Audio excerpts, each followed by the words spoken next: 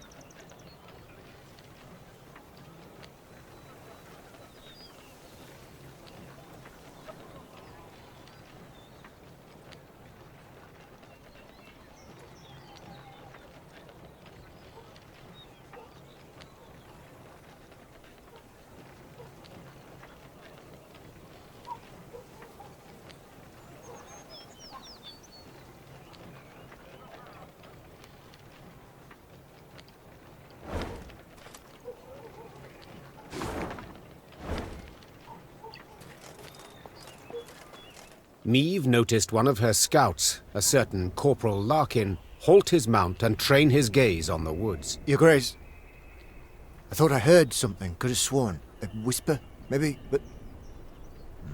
nothing now. It's all gone quiet. I think I might have imagined it, in fact. Imagined? Meve placed her hand on his shoulder. No one has sharper senses than you. If you claim to have heard something, it's worth a closer look. Corporal Larkin saluted, then rode past the trees. Suddenly in shadow, he keenly scanned his surroundings. Something caught his attention. He dismounted, then brushed aside ferns, exposing tracks made in the mud. Your Majesty! He shouted, quickly turning towards the road. Sound the alarm! It's squirt! An arrow whisked through the air, pierced his throat, and suddenly silenced him. Then the forest came alive with cries in the Elder tongue. Elves on the attack.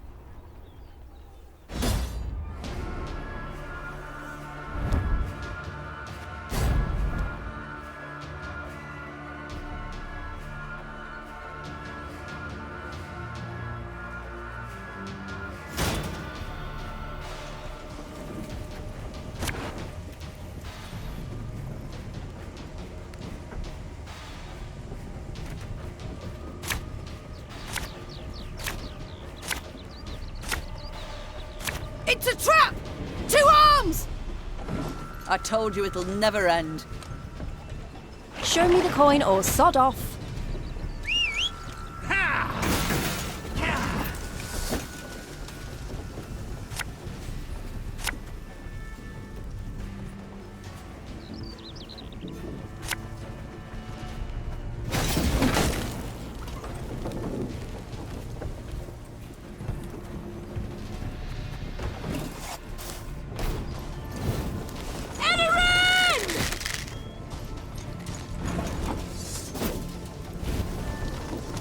What's a helmet if not a pot turned over?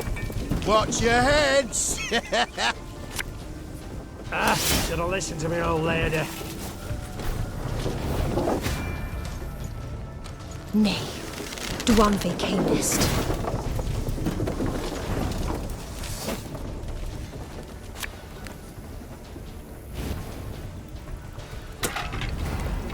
This harvest will be reaping black-clad heads.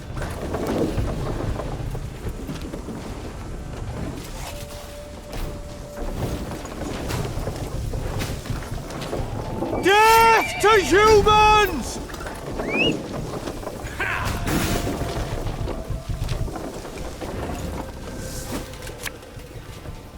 Aye.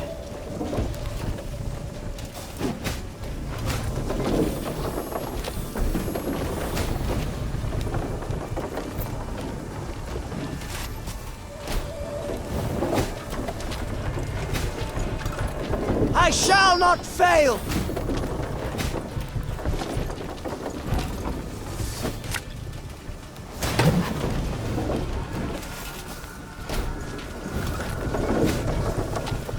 None shall tread on us!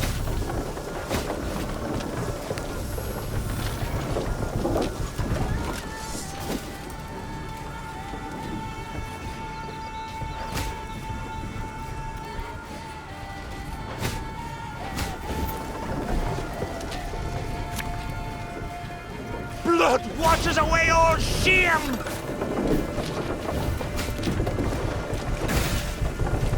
Oh, my little lay.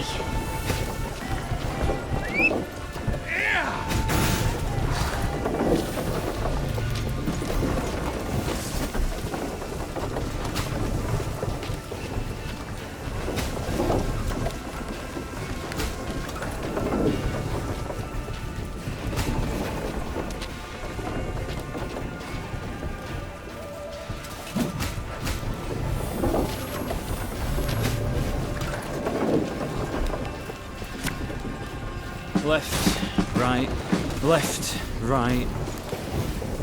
Have strength, my love.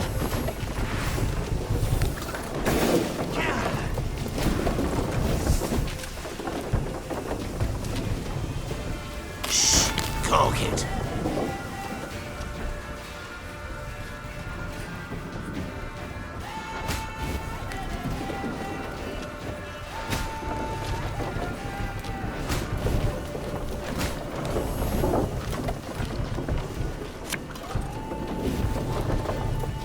Again and again and again. Company! Forward march!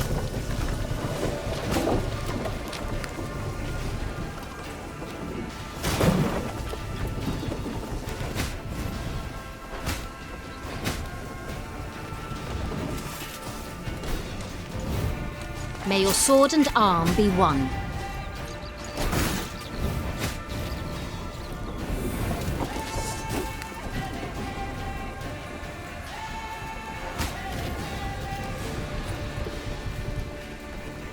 As you command.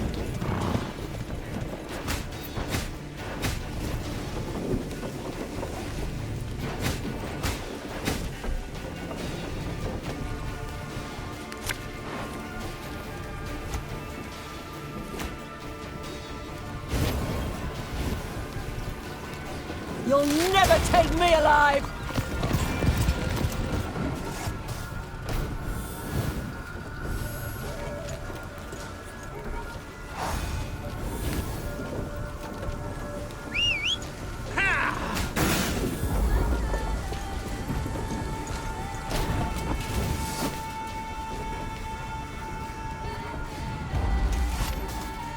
Renna! Stop! We surrender!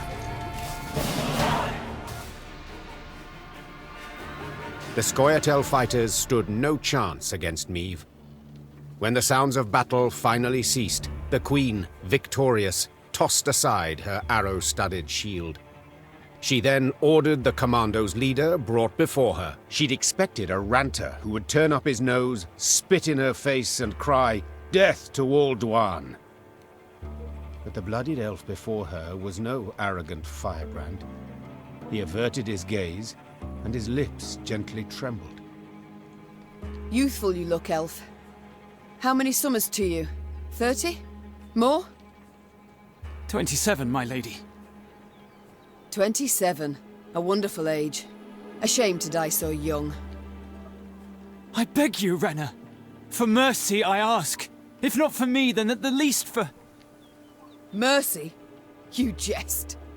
You wait in ambush, come at us like bandits, and now you dare ask for mercy.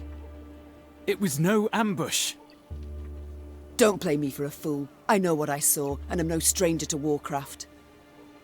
It's not you we wish to fight. Sverre. Then who killed Corporal Larkin, Werebubs?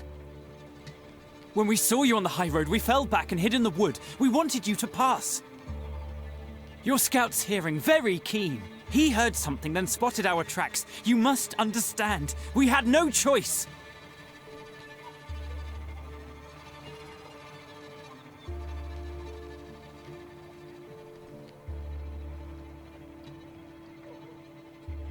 You know you might have surrendered.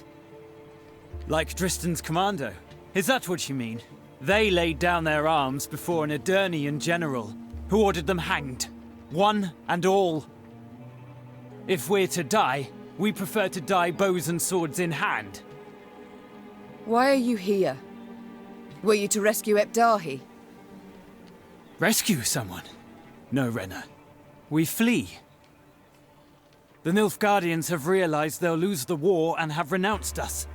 Without their support, we stand no chance. Demavend has loosed his hounds. They hunt our units one by one. He's offered 50 gold pieces for the head of each Storyteller. It's the same in Temeria and Kedwen, if not worse. We wish to join with your Veth's unit, flee together as far as we could. It was our last hope. Why do you tell me all this? Because you listen still. You've not ordered me killed, so you've clearly a heart. Eseth Aina Edu. Elves often speak beautiful words, but it's for their deeds you must judge them, Your Grace. Thermolderwood, remember what you saw. I beg you. So few of us remain, all tired, all wounded. We pose no threat. Let us leave your realm. Let us flee. Enough senseless killing for one day. So be it. You're free to leave. I don't know how to thank you. Make certain I don't ever regret this decision.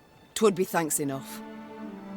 Your Majesty, they attacked us, came at us unprovoked. Truly, Rayla. Unprovoked. Because it seems to me, we've provoked them for years. I thank you for your compassion towards me and all my folk. Meve personally unfastened the prisoner's chains as her Lyrians looked on in silence. They did not approve, this was clear. Their displeasure was palpable.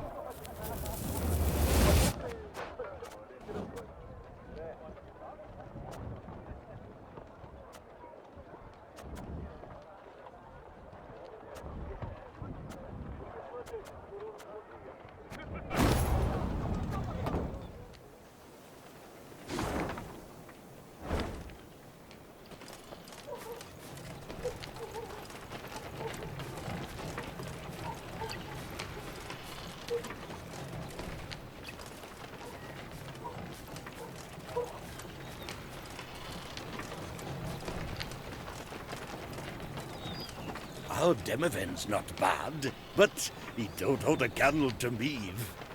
Our Demoven's not bad, but he don't hold a candle to Meve.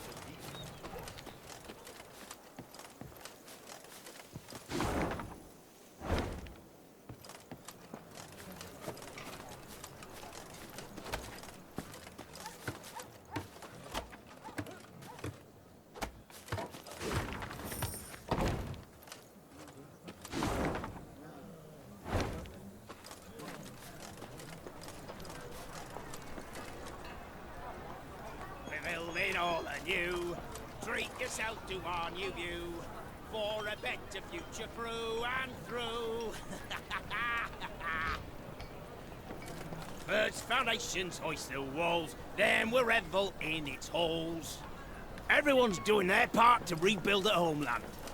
We're building all anew, treat yourself to our new view.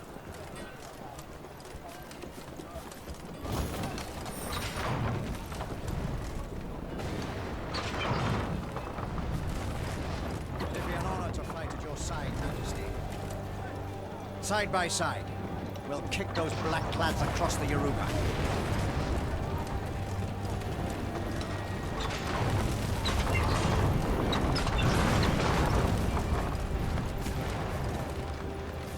The Lyrian corps neared Aldersburg, and it could not have been on a more idyllic day. The sun shone, birds sang, trees rustled with a light breeze. But Meve saw it as she had at the war's start. Walls illumined by a fire's glow, the cries of fleeing civilians, the stench of burning flesh.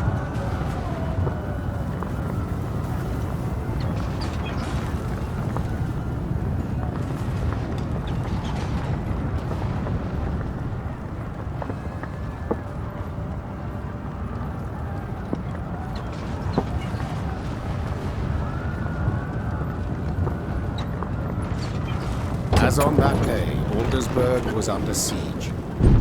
At this time, Eden's flags fluttered in the field, while Nilfgaard's tattered sons crowned the fort's towers. The Queen found Demoven's tent without difficulty. Made of sheets of silk edged with silver thread, it positively shone. Seems the realm's restored to a virtuous path, muttered Meve. Aha! There she is!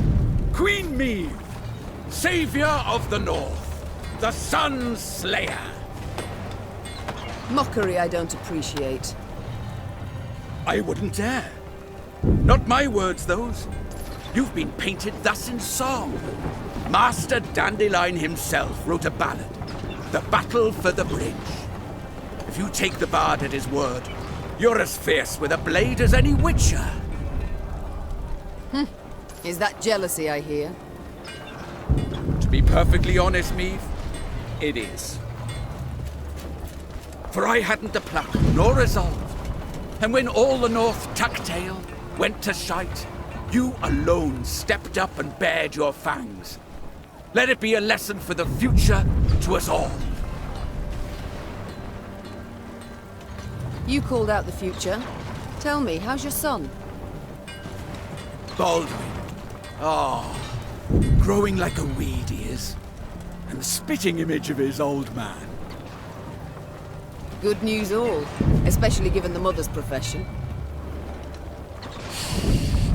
She's now Countess Demeretta of Gullet, a lady of the court. Ooh, your lawful wife must be thrilled. Hard to say in truth. I've not seen her in some time. Duty keeps me away, you understand. You work hard, I'm certain. Many a night, too. You might say so indeed. But enough about me. As we're chirping away like two gossips in the field, do tell me, what a villain. He's here with me. Ah. In chains, perhaps?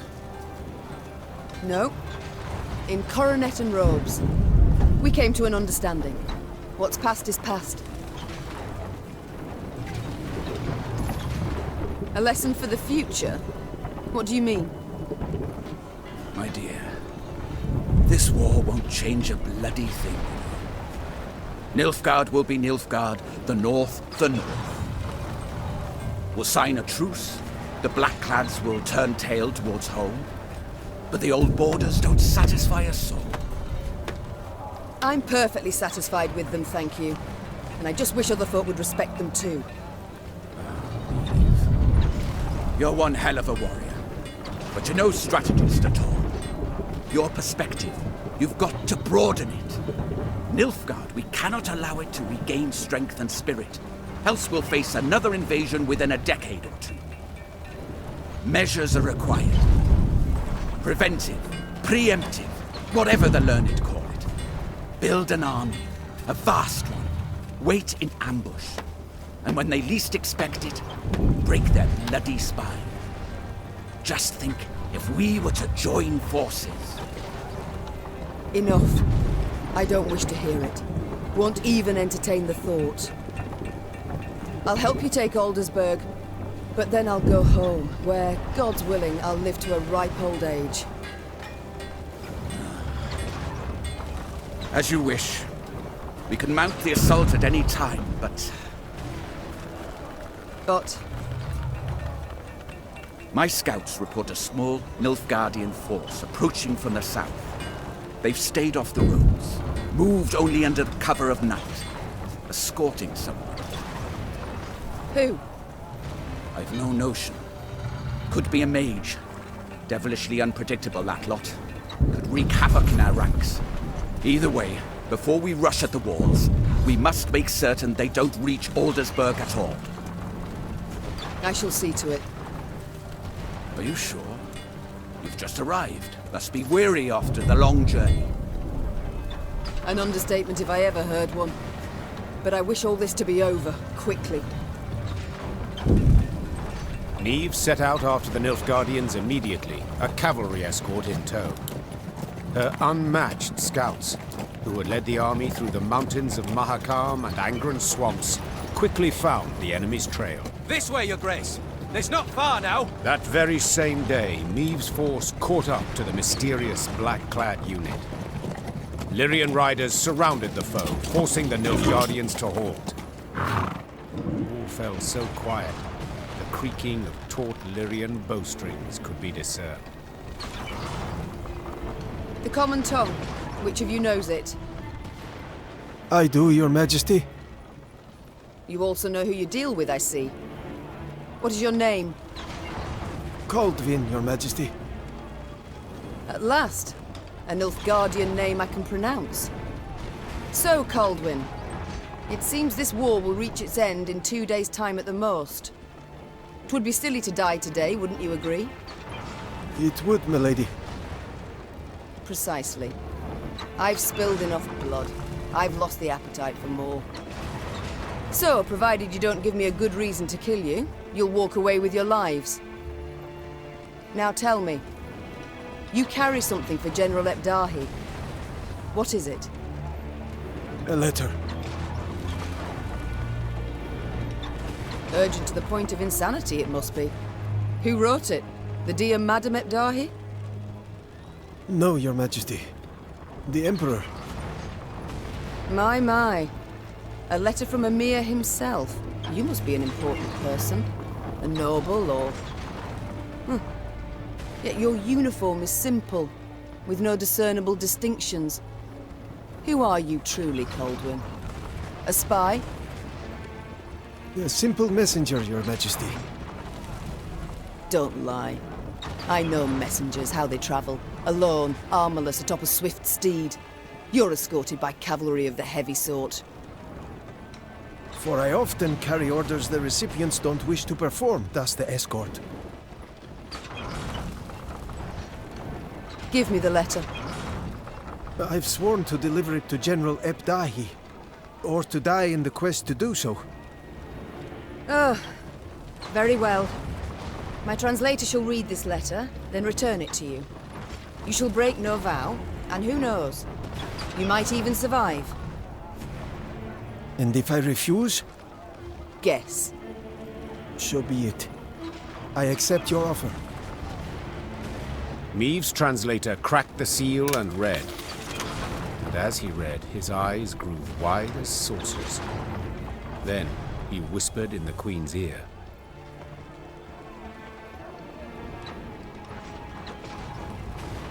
Truly.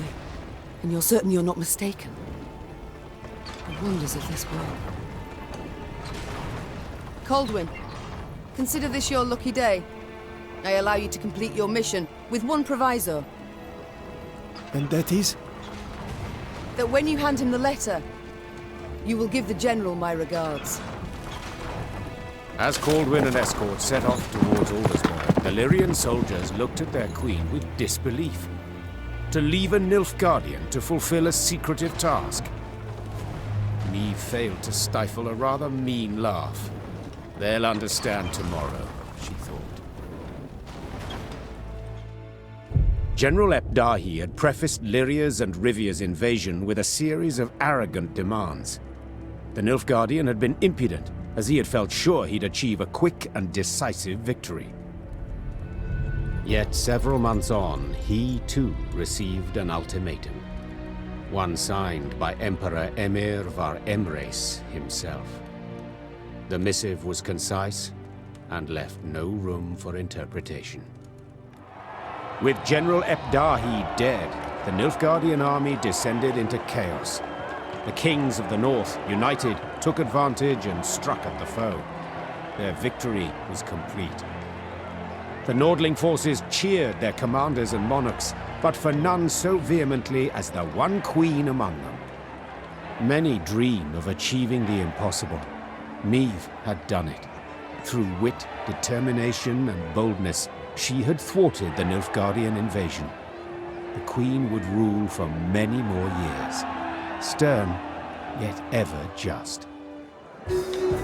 Ah! So a lass saved the North from the Blackclads? That is one way to put it. Well, I'll be damned. And a chap. She find herself one in the end? Leave it be. Bloke's been spinning the tale all night. Story's done. Time we got some shut-eye. Yes. Particularly as we've yet a long road before us. Phew. Throat must be parched as old leather after all that. Except, I'm itching to know what happened to the lot of them. Reynard, Gascon. Very well. Whom shall we start with? Willem? He worked hard to regain his mother's trust and respect. Took on many daring missions, regardless of the risks. The lad who Nilfgaard had wielded as a tool now sowed terror along its borders, and appeared a successor most worthy of Meve. Gascon was buried with honors of the most refined yet mournful sort. His peer lords themselves bore the casket. Soldiers in parade dress beat the funeral drums, and a new stone figure appeared beside the Brossard family vault, the very pointer from their crest, a ducal crown upon its head. As news of the Nordling victory filtered south, Nilfgaard's inhabitants greeted it with disbelief. Returning Imperial soldiers told stories of Lyria's cruel queen, who murdered prisoners and sullied sacred laws. They referred to her as Gvaeldet, the bloodthirsty one. With the advent of peace, tensions waned. Lyria's and Rivia's disparate races seemed to live harmoniously, side by side. The Queen pressed for new laws aimed at curbing oppression. They were a step towards more enlightened rule, yet sadly were habitually broken. And Meve? As I said, she ruled with an iron hand, not fist. Reynard ever at her side, tempering, supportive. No longer a general and trusted advisor, he had to the Queen become something more. Much, much more. And now, if you'd allow me... Course. Leave him be, lads. Let him get some rest.